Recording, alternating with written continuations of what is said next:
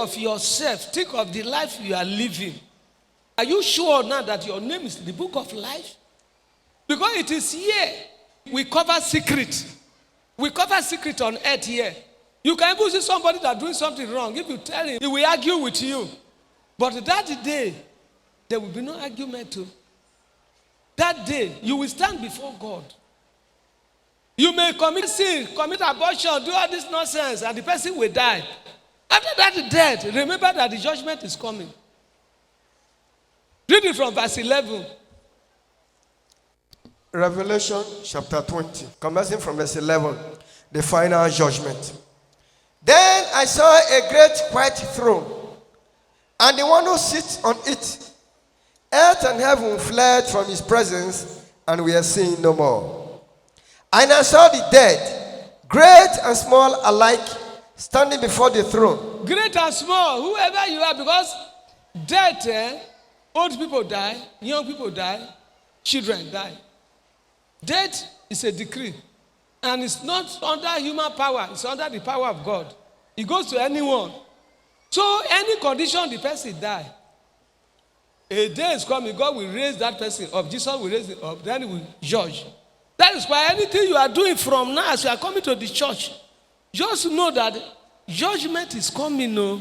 Whatever you are doing today is written down, waiting for the great day. And that day, that Jesus will not call his blessed one, my blessed one, enter the kingdom. Then the other one will say, depart from me. In the presence of the wicked one, it may be you and somebody moving together as Christian, you will be advising that to say, not me, everybody with his own. That day you will see.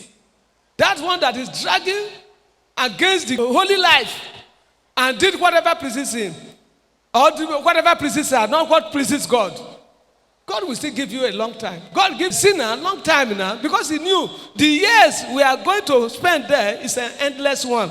So God is not more that you can stay 100 years, 120 years. It doesn't mean you can stay even 200 years. It have nothing to do with God. We are the one calling it a long life. We are the one calling it long time. Hey, the man stay long. Hey, he have gone home. Living long doesn't mean that the person has gone home. If the person is old, and before he died, they will not bury the person very well. That he has gone to where he came from. Say the man, he's the oldest person in the whole world. To say the fact, oldest person in the whole world, young person, baby, have nothing to do with eternity.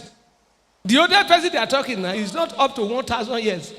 Adam lived 930 years. Noah lived 950 years. Methuselah lived 969 years. The fraction, 69. Fraction of Methuselah years, 969 years. Methuselah lived. Is the oldest person in the whole world. 900 and how many years? 69 years. Then Adam, the first man God created, lived 930 years.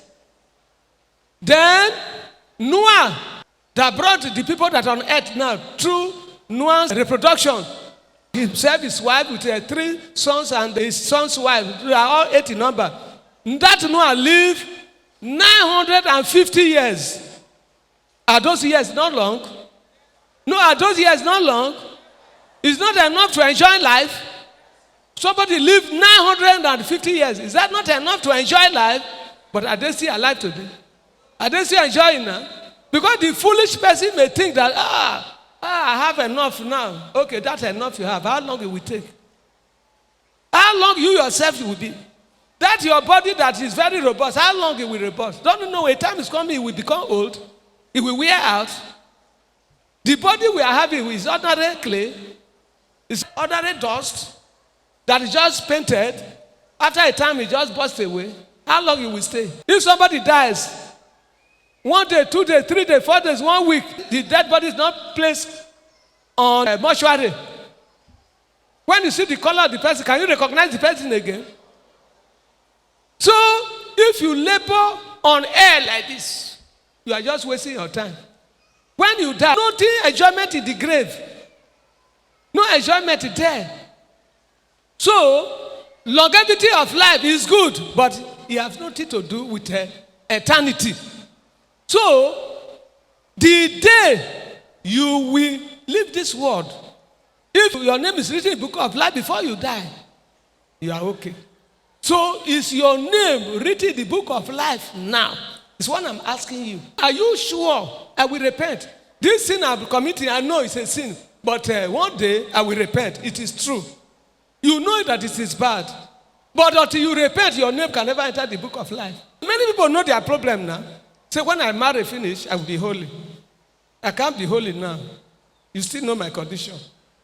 If I stop this thing now, my business will fall. Until you repent in full, your name will not enter the book of life. Oh. But do you know the day of death? Anybody knows the day of death here? Now finish it. Books were opened. Books were opened, no? And then another book was opened. Another book, that's the book of life. The book of the living. The dead were judged according to what they had done. Whatever you do now is what it will be written for you. As recorded in the books. As is recorded in the book. Then the sea gave up its dead. Whether people who died in the river, in the sea, their dead body will come out, they will put on life again. If you do well, you go to life eternal. Death and the world of the dead also gave up the dead they had. Yes. And all were judged according to what they had done. All were judged according to what they have done.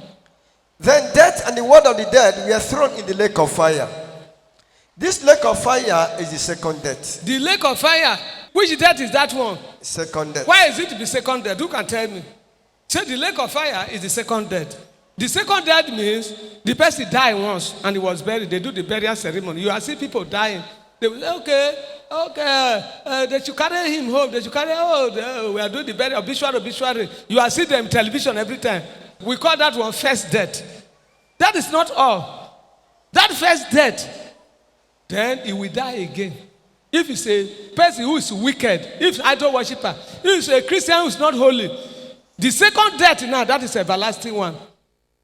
That's why some people are saying that hellfire is a grave. Hellfire is a grave. Hellfire is a grave. Nothing like hellfire. It is true. Hellfire is really grave. Hellfire is a really grave. If you really get to hellfire, you will know that it is a grave. Can anybody escape from grave? This physical grave. Hellfire is a spiritual grave, while the one we are having on earth here, burial ground, these are that, are physical grave. I will not blame them. So they are thinking that there is no hellfire because they call it grave. The grave of hellfire is not like the one we have in cemetery here on earth. The one on earth here, there is no fire. Even though there is no fire on earth here, can somebody say, let me go and relax in grave? Can somebody go and enjoy himself in grave? If a grave is dung, if somebody enter grave, are they opening it? Are they not covering grave? If they cover somebody in the grave, can he enjoy them? That is the earthly one. That we are talking of the spiritual one. Everybody run from grave now. If somebody evil dreams and he saw himself in a grave, is it a good dream? That is the physical one, no? Then we are talking of second death. If this physical one can terrify people, nobody wants to enter grave. Physical one, what of the everlasting one? So, my people, we should never make any mistake to play with this condemnation that is coming to those who hate God.